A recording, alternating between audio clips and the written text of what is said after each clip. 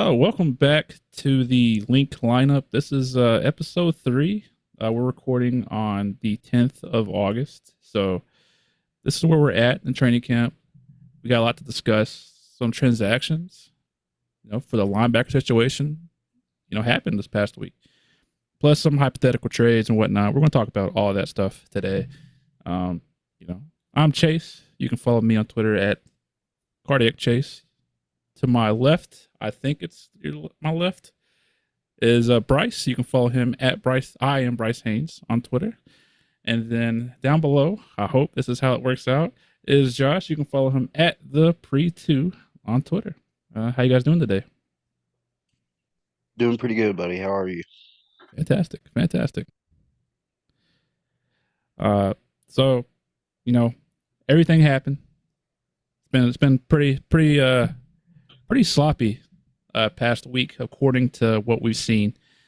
Uh, so we got plenty to talk about when it comes to training camp. But first and foremost, we're going to talk about some of the news that happened this past week. We got Josh Sills back.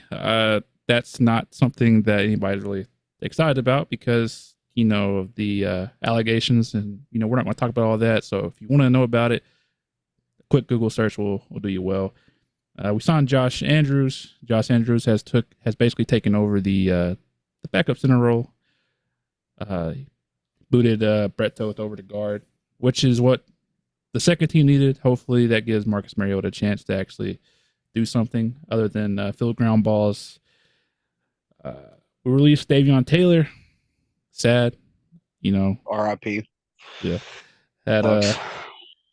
all the athletic traits you would want in a player, but ultimately didn't translate to the field. So hopefully he gets picked up somewhere and shines somewhere else. Then the big news, it was, I believe it's Sunday. We picked up Zach Cunningham and Miles Jack off the street to toss them into the linebacker room with Nakobe Dean, Nicholas Morrow, Sean Bradley, and Christian Ellis. So now the linebacker room is a bit bigger, a bit bigger. Then I think today or yesterday, Devin Allen's now active, so that's cool. If he's able to play in the preseason, it's going to be fun to watch.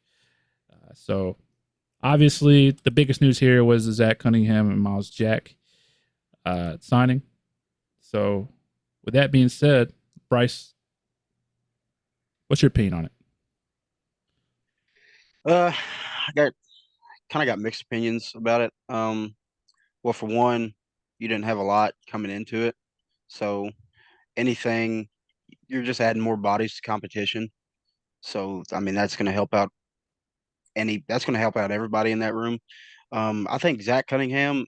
I think he's got a little bit more, I guess, in the tank, you could say, than Miles Jack to me. Um, Miles, I think he played all 16 games last year uh, for the Steelers.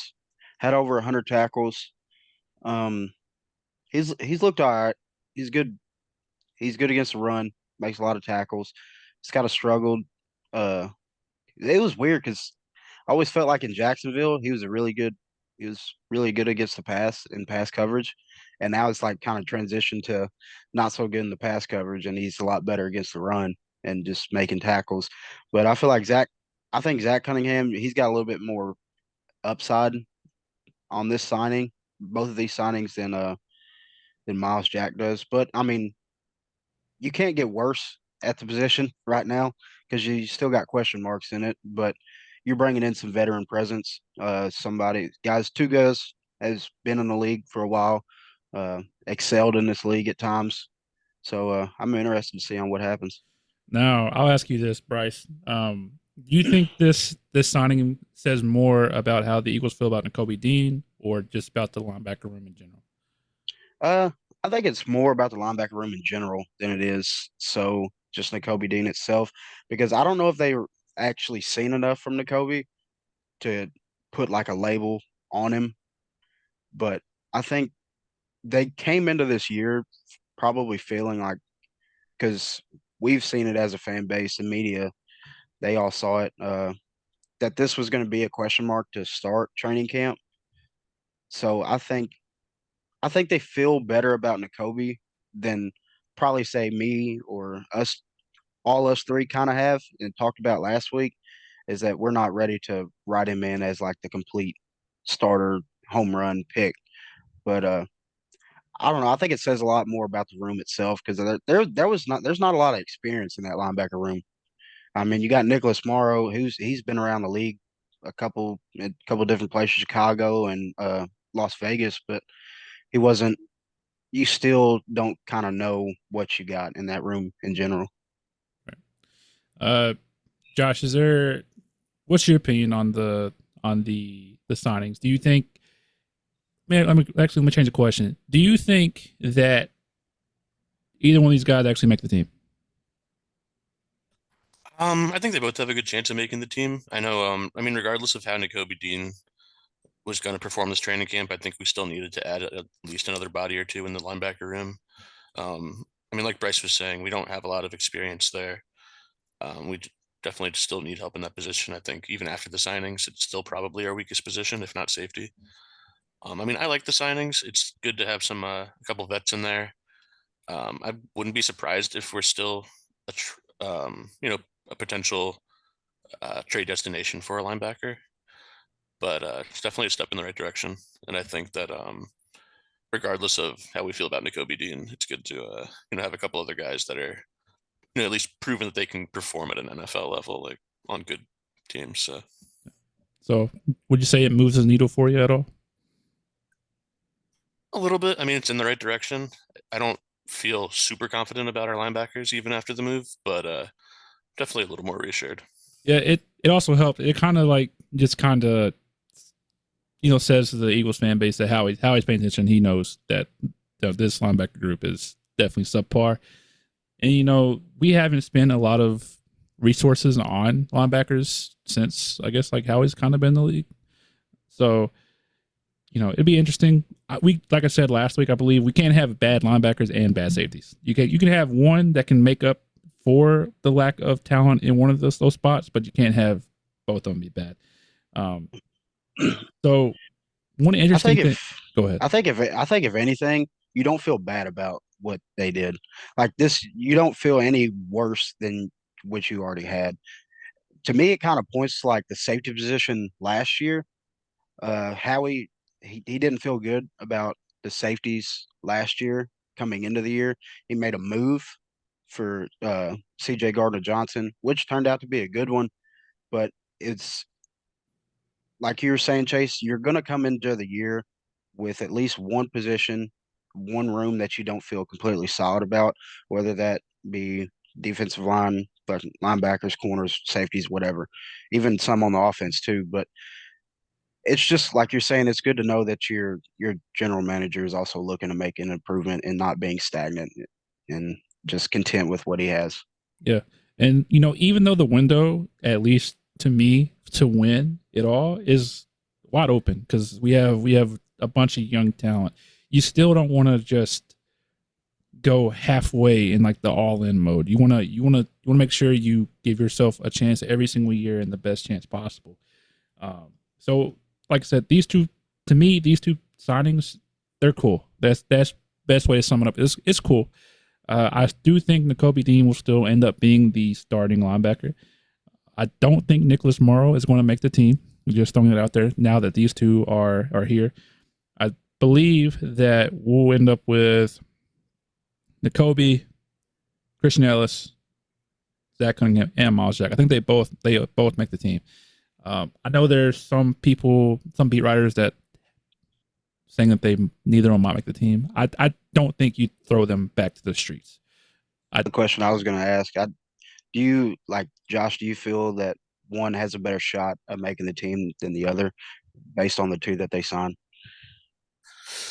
Um, I think Cunningham probably has a higher floor than Jack, but I still think they both make the team. I mean, that kind of reminds me of the Linval Joseph and Dominican Sue signings last year. How like we had a hole that Howie definitely recognized, and we didn't make a huge splash, but we brought in a couple quality vets to just help bolster the unit a little.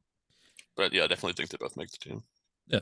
The only issue that I have with this particular signing is out of camp so far, the biggest issue has been pass coverage, and neither of these guys kind of fit that mold of what we need. So what happens with that? Well, it's to be determined. I'm sure we'll figure something out later on, whether that is putting Tremaine Edmonds at linebacker and having him guard a tight end. Who knows? We don't know. But it'll be something for the coaching staff to figure out. As You say Tremaine or Terrell? Terrell. Why am I saying Tremaine, dude? That's his brother. His brother's in Chicago now. I'm pretty sure I said Tremaine twice already. That's my bad. Terrell. With that being said, though, one more kind of fun piece of this linebacking room was Nolan Smith getting outside linebacker reps. That's cool because he's super athletic, right?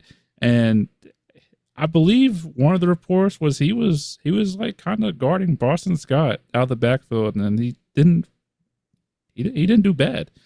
So there was a question going around on Twitter. I know some people brought it up. Was could he maybe fill in like a Micah Parsons role? That'd be cool. I mean, I know we're supposed to hate Cowboys players, but Micah Parsons is pretty cool. He's pretty cool, dude. He's a good player. He's a very, very good player. And buddy, let me tell you, if you want to come to Philly, there's always going to be a spot for you. Open arms, baby. Yeah, open arms. We'll welcome you. So Josh, do you think that maybe Nolan Smith could do that role, or would you rather him just focus on being an edge rusher? He definitely has the athleticism to do it. I mean, obviously, Micah Parsons, like one of the top defenders in the league. It's hard to say that somebody can play that kind of role, but just in terms of the versatility, I think he definitely has it in him. I'd like to see us pursue that. I mean, I think having versatile defenders is always a good thing to have. And we already have the pass rushing all over the place, all over the defensive line, and depth as well. So it'd be nice to see what we can do with an athlete like that on our defense. Definitely be cool. If it does pan out, it'd be cool. But there are some people that have said, hey, we don't want him to, take on that role because we want him to excel what he's good at, which is rushing the passer. But if you can add that element of, hey, he can also drop back in coverage, he can play all three downs, and that's like a superstar in the making. Bryce, what do you think about this idea of maybe being like a Micah Parsons? I might break some hearts here, but I don't really like it. I'm not the biggest fan of it. I think you drafted this guy to be an edge rusher. That's what you studied a lot of his tape on at Georgia, because you didn't see hardly him ever at an off-ball linebacker position. I did, like, you go back and watch film of him at Georgia. There was a game against Florida, I believe it was maybe his sophomore year. He had an interception, and he was well down the field and got that interception. So it shows that he's got some kind of athletic ability and versatility to where he can cover people. But at the same time, I feel like you're going to put too much on this rookie's plate than he can actually handle, which, I mean, he seems like a guy who just absolutely works his ass off nonstop, and he just absolutely loves football, and he's a high motor guy. So I'm sure he's more than willing to do it. I would just like to see what his upside is at pass rusher and strictly pass rusher first before you go making drastic kind of changes to his game. Because, like, once you do that, you're not just changing the scheme, like just changing the defense as a whole. You're changing this player's like mentality and changing what he can do as a player. And if he's used to rushing the passer and being an edge rusher, that's like a whole different thing that he's probably going to have to learn. Which, I mean, it's cool that they're trying it now in training camp and just to see what it does. But I'm not the biggest fan of it. I'd like to see him just play edge rusher at the moment, but I don't know. Well, who am I to tell him what the hell he can do and he can't do? Yeah, no, I mean, you're right. But I think if Micah Parsons was on this team and not Hassan Reddick, they would probably try that a little bit more, just because they have like somebody, hey, just watch him, just pay attention to him. Obviously, Hassan Reddick isn't the the greatest in pass coverage. He's okay, for what he is, but he's not going to lock down anybody. But with that being said, the linebacker situation's a mess. Still. What's your opinion on it, Chase? Oh, my opinion. I've went back and forth because obviously this happened earlier this week, or maybe it was late last week. So I've had time to think about it, and I bounced back and forth just because, it depends on the player, to be honest. If they're like willing and like they're like hungry to learn like new things, and then it's not bad. I would say it's okay. But at the same time, if you have like a rookie come in, and I mentioned this on either the first episode or last week, you don't want to shatter a rookie's confidence. So let's say you drop him back in the coverage, he gets killed. Let's say we're playing, who's a good running back we play? Christian McCaffrey, the Yeah, 49ers. Sure. Oh, we'll be at that game. Hopefully that doesn't happen. But so let's say he's coming out of the backfield, he runs like an angle route, right? You don't want to see your rookie get broke off on. You just don't want it to happen, because guess what's going to happen? This is not going to feel good. So you don't want that to happen, right? So let him excel at what he does, and then maybe implement it later on. Let him get his confidence up. Let him know that like he's good and he's able to be a pass rusher. Add that element later on in his career where, he's seasoned. He knows what he can do. So that's where I stand on it. It'd be cool if he turns out to be like a Micah Parsons, and if that's like the new mold of like edge rushers that come out, that's cool. But it brings me to like what you talked about the first episode when we was talking about what's his name, Kyron Johnson. Yeah. Like they were putting him at that Sam linebacker role, like an off-ball linebacker, and you were kind of saying like they're just trying to find him somewhere to play, just get him somewhere, which I don't think that's the case with Nolan. I just think that they think he's athletic enough to be able to do that. But at the same time, it's not it's not the best look, I guess you could say. I don't know, because for one, it's two different players. One's way more athletic than the other, and the other one could probably do it, and the other one's, they're like you said, just looking for a spot to put him. But I don't know, man. I just got mixed emotions about it. I don't know. I will say that his attitude says that like he can learn it, and he seems like he can bounce back if something doesn't go his way. Right now, it seems like he's their best rookie that they have. Like from the reports that's coming out, it seems like he. I'm sorry, it's not him. It's Joseph Ngata. But we'll cross that bridge when we get there.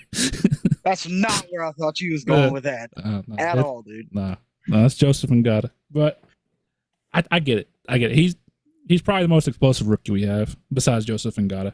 But we'll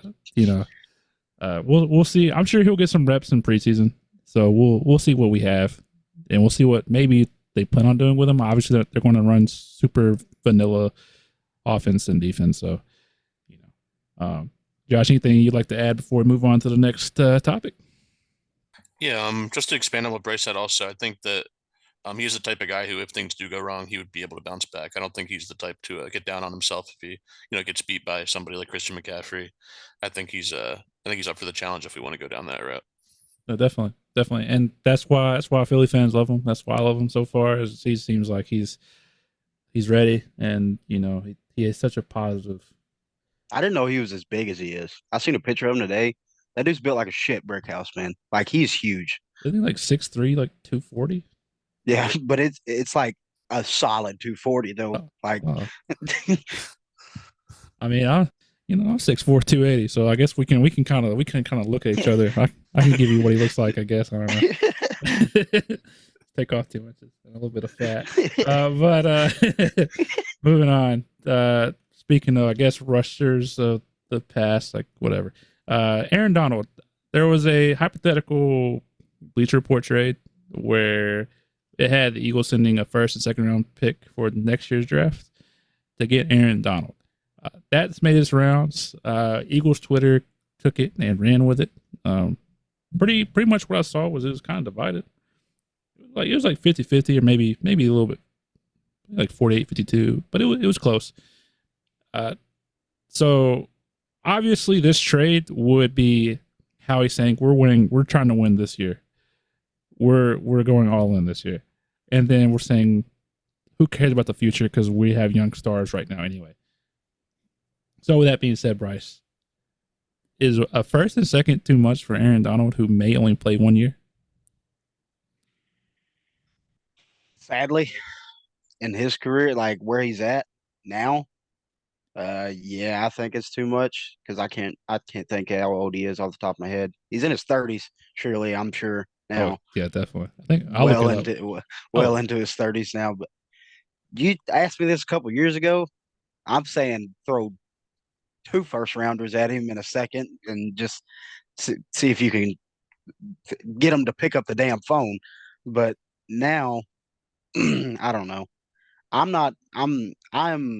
a huge fan when it comes to keeping your future intact. Like, cause I'm always like the first one in like of our friend group Chase or in any of our chats is like as soon as like this draft was over of Jalen Carter, I was immediately like looking forward to like 2024 and looking at mock drafts. Then I watch a lot of college football and keep up with a lot of prospects. I like to keep our future intact. I'm not one into dumping a bunch of draft capital into players that you could potentially trade for, or I'm not a big fan of like to talk about it, like because I, I don't know, it's just weird to me. But my answer is don't do it. Like well, if it comes to that, I'm not a fan of it. well, Tad on to that. He's 32 years old, so that puts him up there with I think probably Fletcher Cox, right? I think they're about the same age. Maybe Fletcher's a little bit older. Doesn't matter. So the biggest thing is though for the people that are for the trade is, hey, if we pick him up, we're picking 32nd anyway. So it's not a true like first round pick. It's like a whatever. So with that being said, Josh, do you think that this would be a good trade, or do you also agree with Bryce that sacrificing your future for a rental is crazy? Yeah, I agree with Bryce. I mean, it'd be one thing if we were thin at defensive line and we needed the help anyway, and that would really be like a major game changer for us. And don't get me wrong, I mean, obviously picking up Aaron Donald would be a game changer, but we're pretty set at defensive line. I mean, I don't know how much that really moves the needle, and I'm also not a big fan of giving up draft capital. So for me, I would have to say no. I don't think it would be worth it for. It would be one thing if it was like for a top-notch safety or if he was like in his 20s, but as is, I wouldn't do it. Yeah.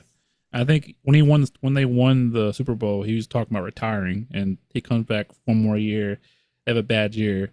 So like maybe if we won it this year, he would definitely retire. I feel like we'd have like four people retire this year if we won a ring, and that's Jason Kelsey, Fletcher Cox, Brandon Graham, and then Aaron Donald if he played for us, obviously. But so my view on it, I think it's crazy because you want to keep this train rolling of getting young talent, right? You don't want it to stop 1 year because that 1 year could throw off your whole future. So yeah, it's cool. We have a quarterback who just turned 25, super young, wide receiver core who are all under the age of like I think 27 maybe. How old is AJ? 25. Yeah, He's like 25, 26 maybe. yeah. So like everybody's young there. Running backs they come and go. Who cares? So the oldest player that's like a playmaker on this team is Dallas Goddard, and he's like 28, 29. So you don't want to stop building your future. So like you can still win now and focus on building for the future. That's like the whole thing. I don't want to be a Rams, like a St. Louis or Los Angeles Rams, where you throw away your whole future for that 1 year and then Baker Mayfield starting in December, for your team. It's not something that I would look forward to. So definitely not for a Yeah. first and second. What would you think, Bryce, it would take for you to make that deal? Like, what would you be okay with giving up? Kayvon Wallace and Uh, Nicholas Morrow?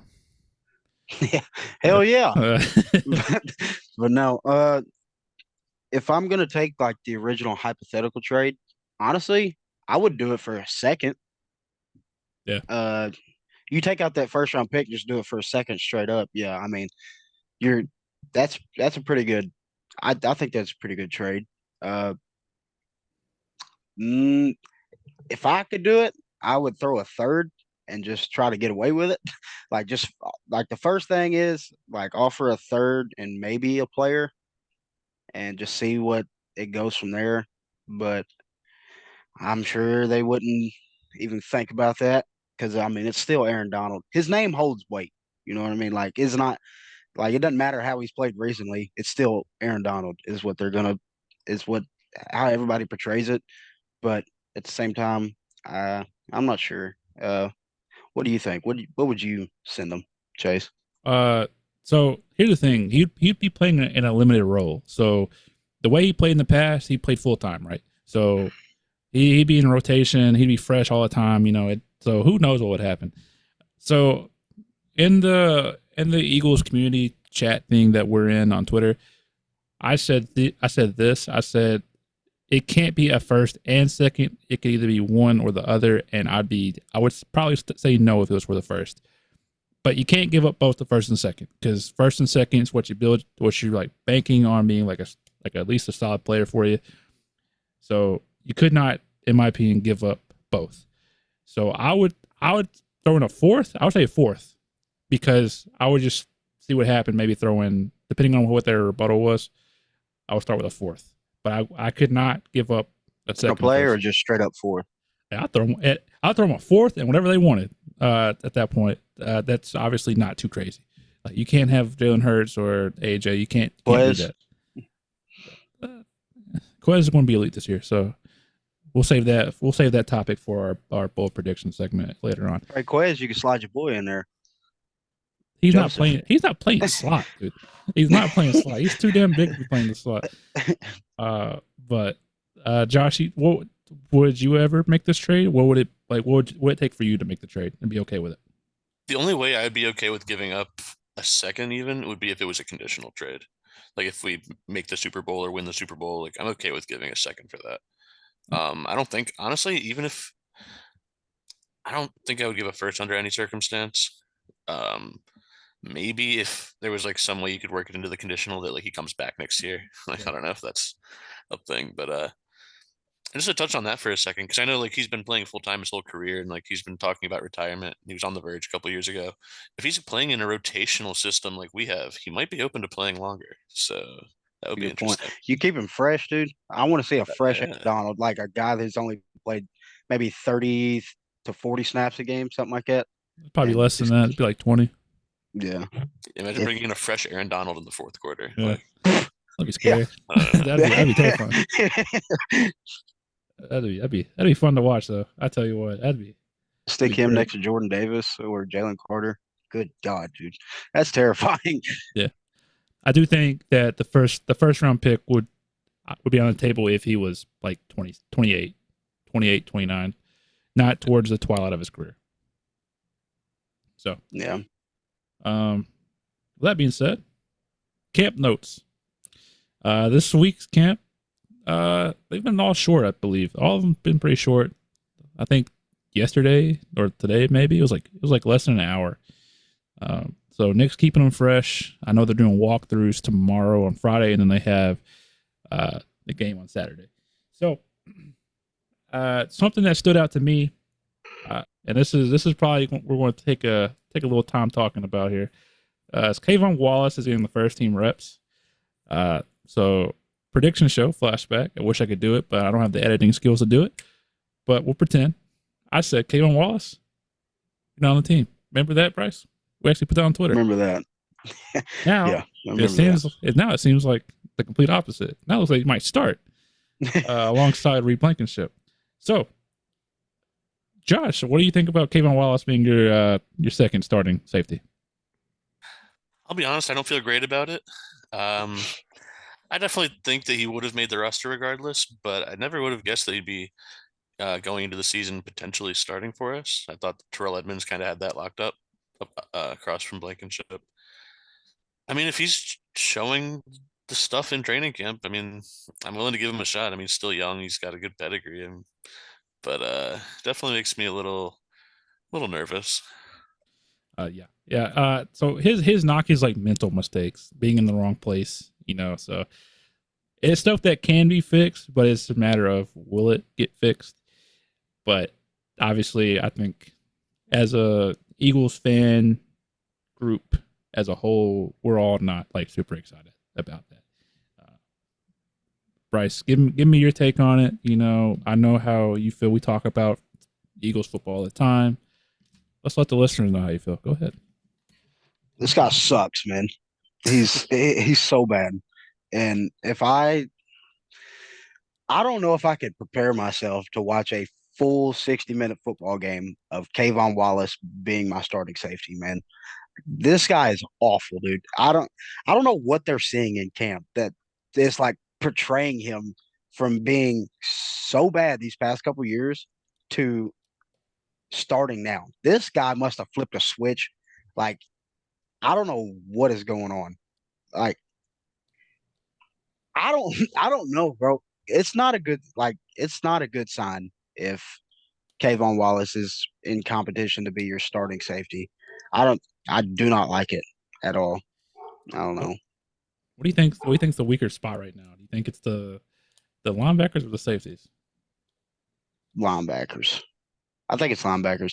Because you still got I guess we go back to question marks all the time, but like there's still question marks in that room. As to safety, it seems like Reed's got it locked up. Reed's has been had a really good camp, is from what I've read. Uh, yeah. Uh, he's had a very, very good training camp. Terrell he's been all right. He's been good. Um, but you got Sydney in the wings. Like you still got him around, and he's climbing up depth charts. He's making plays. Um, I still think it's I still think it's the weaker one at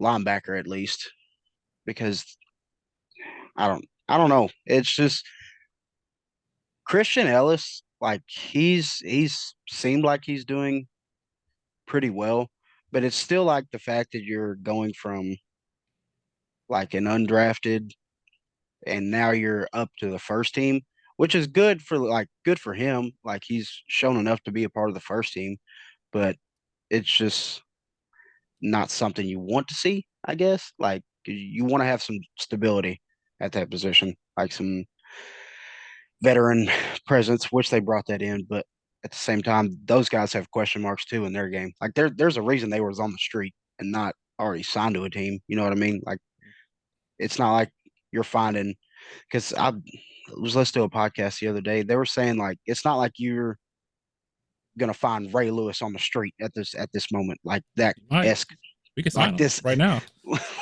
Well, that type of player in his prime, you're not gonna find one of those on this like not on a team at the moment. There's a reason that they were unsigned. So I don't know. I think safety is still. I think it's in better spot than linebacker at this moment, but Yeah, I don't know. I think because we have Reed and we know what Reed is, he's solid. He's nothing special in my opinion yet, but he's solid as they come. It's going to be okay, at least in one spot. So there was this. I don't know who tweeted it out. I don't know if I heard it. I don't know where it came from, but I saw that on topic of Sidney Brown. I saw that. So I forgot what the wide receiver who it was, but they came back. It was a route where they come back where they like stop and like they set up one spot, and Sidney Brown saw it.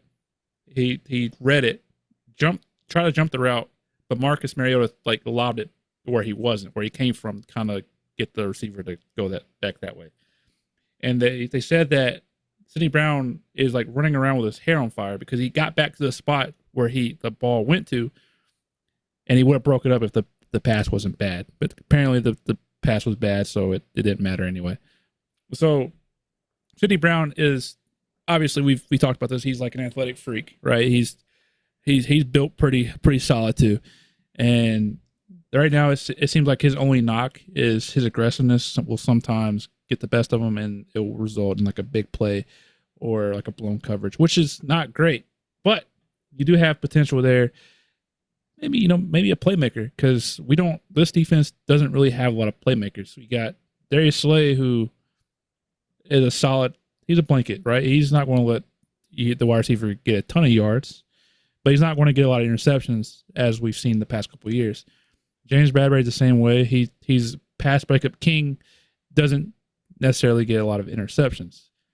So Sidney Brown has a chance to be like one of those playmakers that intercepts the ball because he jumps her out. So we need one of those, because it's not coming from our linebackers at all. So it's nice to have him. The question now remains: Does Kayvon Wallace win this starting job? And then if he does, how long will he keep that job? Because I can't envision a season of Kayvon Wallace starting safety all 17 games.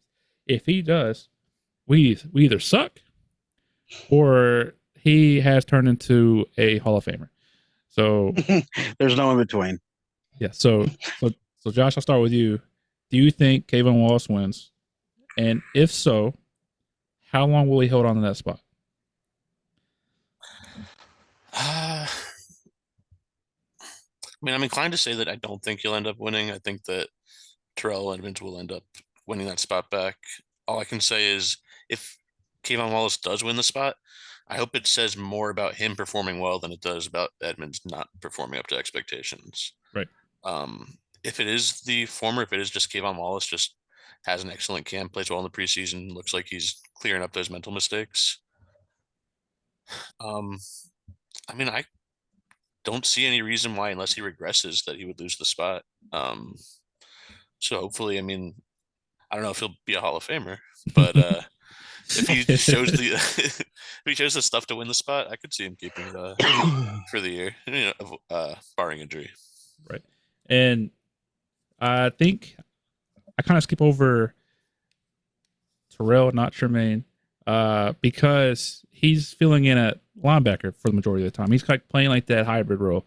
And so I believe he'll come in. He'll either be the third safety, or I think, you know what, we'll just call him a third safety. I don't think he's going to win that full-time safety spot. I don't know why. So I do think that if it's not Kayvon, it will be Sidney Brown that somehow steals the spot. Bryce, I want your opinion on this because I need it. What do you think? Every bone in my body tells me that he doesn't need to start. But like Josh was saying, say he somehow plays well enough in training camp, looks really good in preseason. I guess there's not a way you could take him out. Like, you want your best players on the field. I'm not saying he's best player for that position at this moment, but the Eagles coaching staff clearly sees something, and he plays well enough to their eyes. I guess, I mean, there's no reason to take him out, but say he does start regressing, has a couple bad games, you need to go ahead and pull that plug immediately and get him out of the game. Like, because it's not like his mental mistakes are small ones. Like, they're he gives up like deep balls, like gives up big passes, and you just can't have that in a game, man. Like, you can't, at a safety position, you're always taught to be deeper than the deepest. You know what I mean? Like, that's what you need to be. And if you're out of a spot there and you start making mental mistakes there and leaving your corners to themselves when they think they got somebody behind them, you can't have that, man. Yep. So I think he'll win it. I don't know why. I think he's going to win. I don't know why. Something happened. Something just told me he's going to win. I don't like that, but I'll support you either way, buddy. Biggest thing coming out of camp so far is there's been a lot of sloppy practices. Whether it's been, Derek Barnett getting a flag here or there, starting a fight, a lot of false starts, offsides, holdings, whatever case may be. It's been sloppy. However, in my opinion, it's good to have sloppy practices now. Get the sloppy stuff out of the way, and we can fix it. We can fix it later on. Um, you know, so I don't know how much you've read into it, Bryce. What is your where are you at right now with like the sloppy practices? Are you like nervous going into this season, or do you think it'll just play itself out? I think it's going to play itself out. The one thing that is kind of concerning to me is that it seems like it's more pre-snap penalties than a lot of like actual sloppy play at practices. Seems like the offense is having a lot of pre-snap penalties, which that's one thing that you can actually that a team can actually carry into the regular season. Like you've seen that happen more times than not. Is like they've practiced like their team drills and their 11 on 11, 7 on 7s. Everything's looked good, but it's all after the snap is what looks good. The stuff that all the mental issues, mental errors that's happening pre-snap, whether it be false starts, uh, whatever it may be, that's something a team can carry with them into the beginning of the year, and that's something that will absolutely lose you ball games. There's a lot of things that's a big key component that will lose you some games, and that's something that you can't have starting a year because that's something that that team can start to carry with them deeper into the year because it shakes their confidence. It'll shake like they won't trust themselves a lot, whether it be like the pre snaps and like their motions. They can mess up the motions and get a flag and stuff for that. Um, all that stuff, holding. I don't know. That's just something that a team can carry with them if they can't shake it mentally. And I do think it has something to do with having two new coordinators. You know, it. We'll see how it plays out going forward. I do think that there will be like a rough start to the season, not necessarily losses, but the play itself might not be where we think it's going to be. Just because two new coordinators is huge.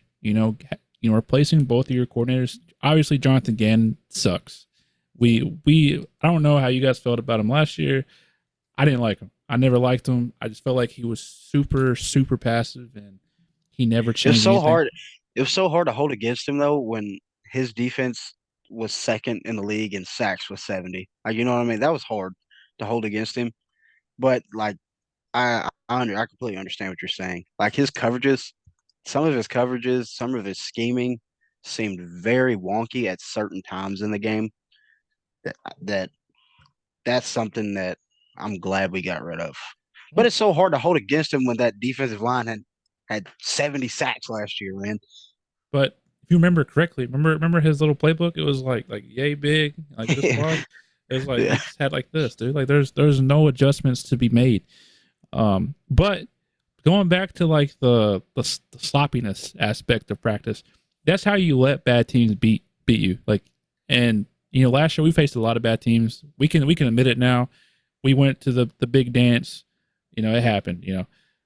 We faced a lot of bad teams last year with bad quarterbacks who we were just blowing them out game after game after game.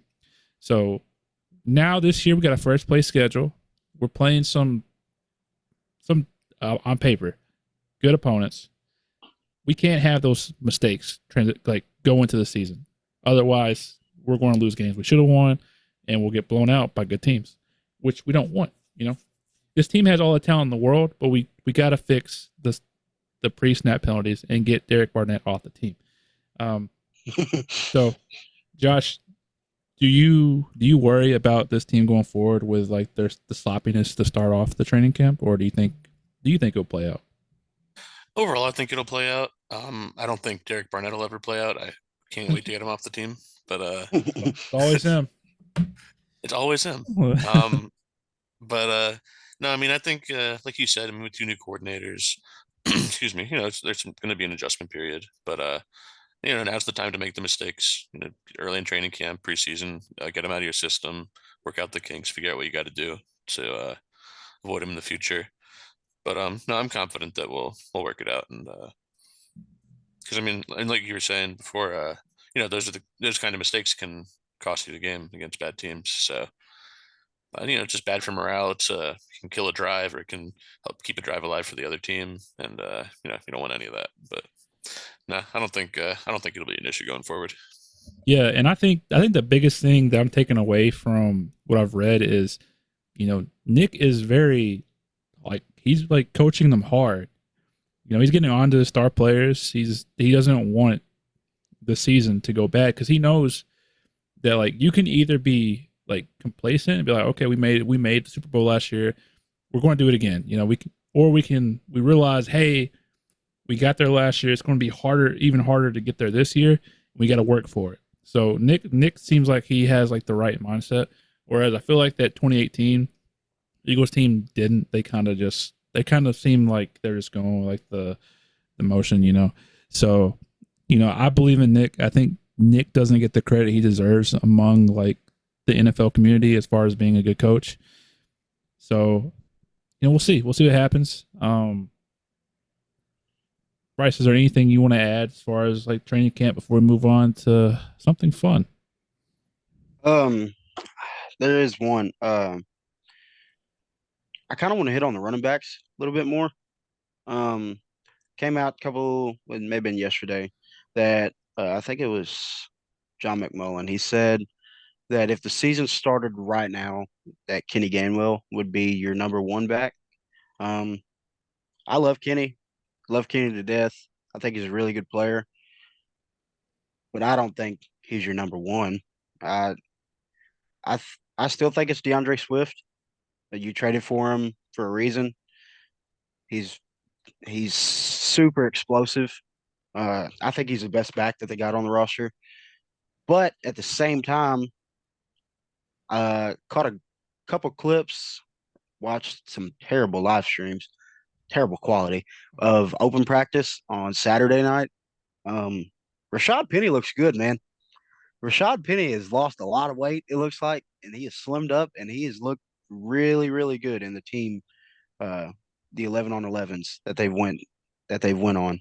Um, he's starting to I think he's starting to show that he's got more burst than what he's seen in previous years. And I don't know if that's from him playing whatever he said he was, like 5 to 7 pounds lighter.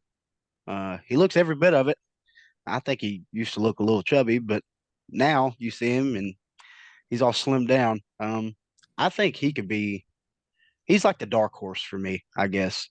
That you don't really know what you got with him.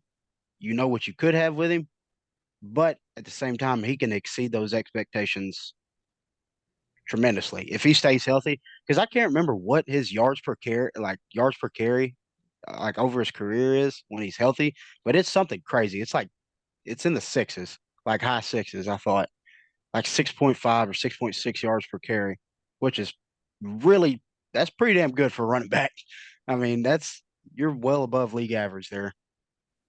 Yeah, it's 5.7 last year, was 6.1. The year before that was 6.3. So he's obviously no bum. So I think Jimmy Kemsky's my favorite beat reporter that the Eagles have. I think he cut up all of Rashad Penny's runs the previous year. He's a bigger guy, but he's definitely explosive and he hits the hole and he doesn't like dance around. He's big, he's fast, and he's everything you want in a running back. He just has to stay healthy. What surprises me a lot about him is he used to play special teams. That's what caught my eye. Like he used to return kicks and return punts in college. And I like you see him into the NFL. I was like, how there's no way in hell this guy could return kicks and punts. But I don't know, man.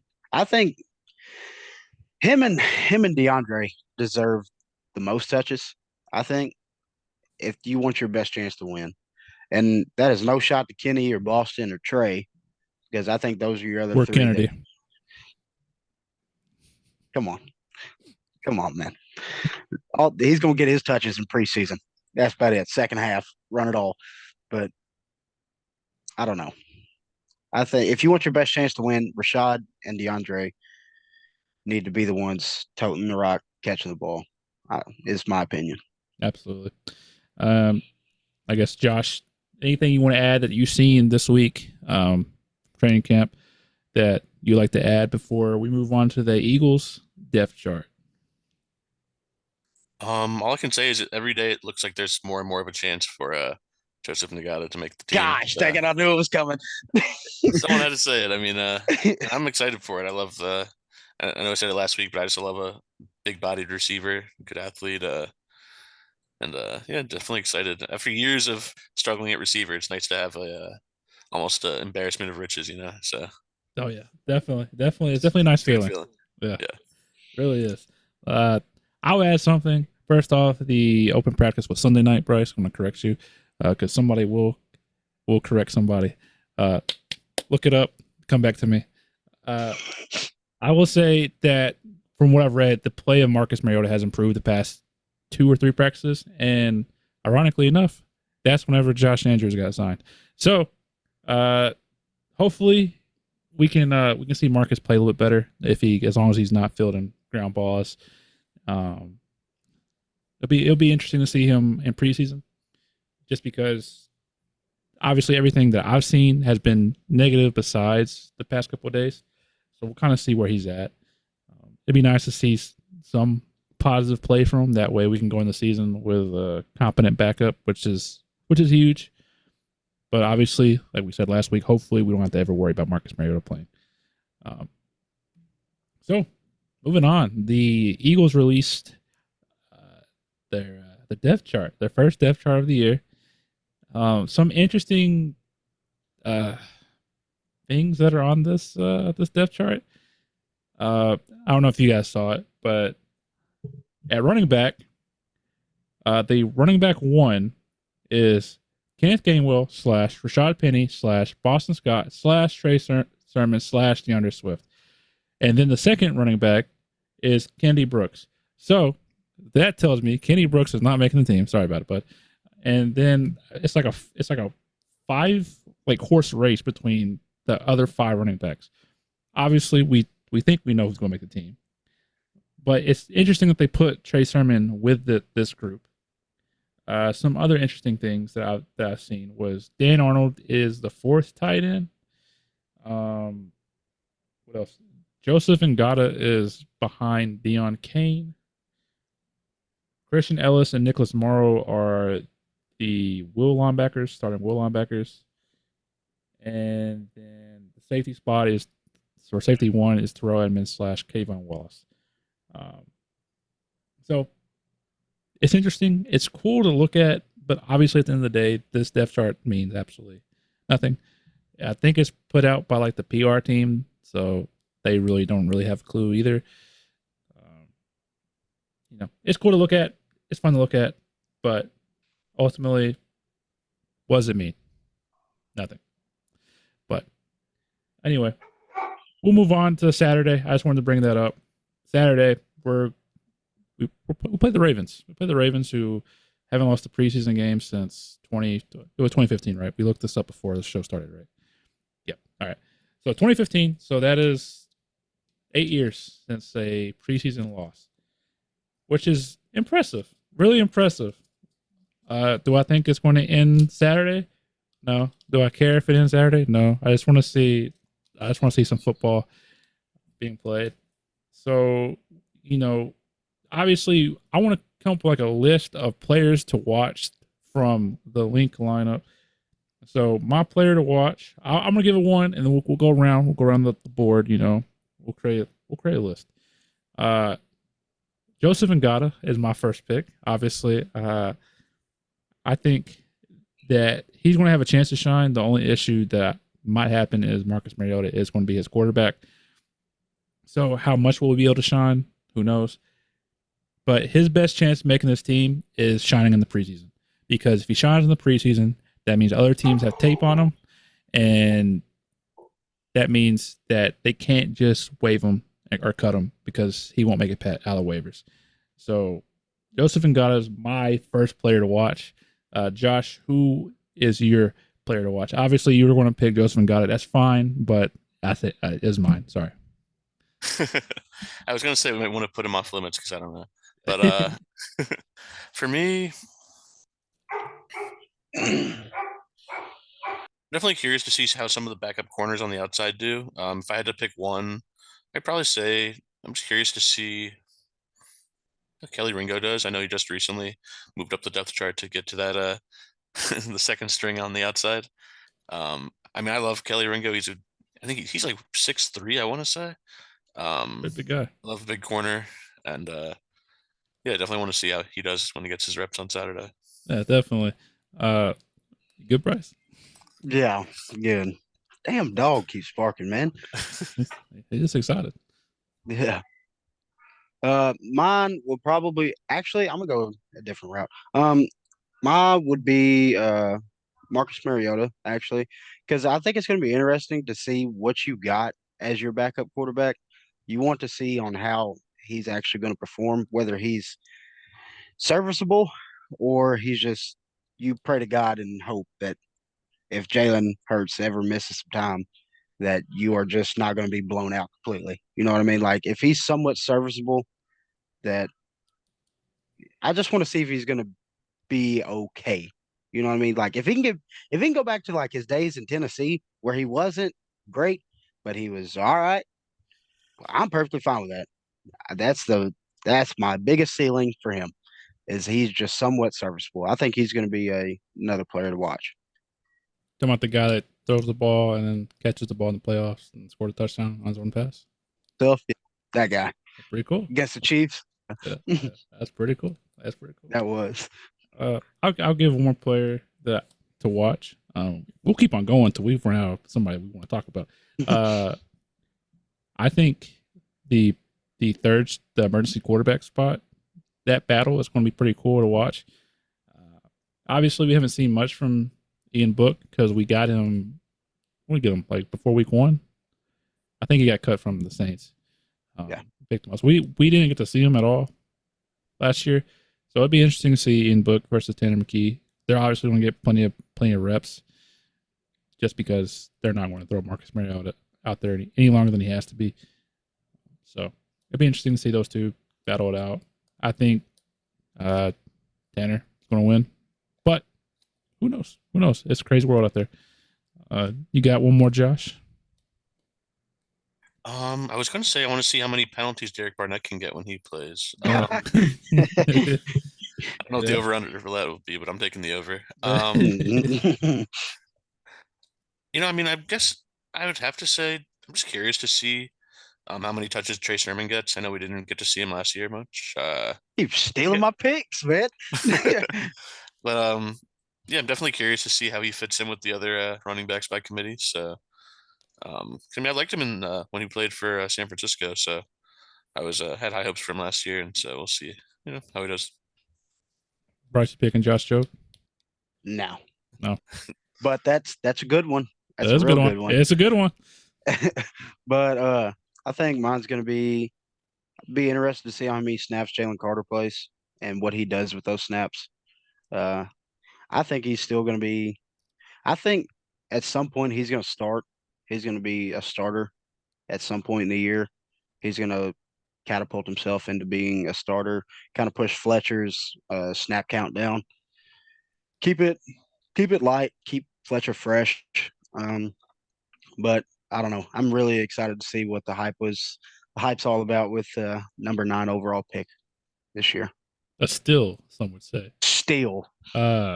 With that being said, I think that he will take over the starting spot sooner rather than later. Obviously, he's going to do the rookie like due diligence, where you got to sit behind the vet.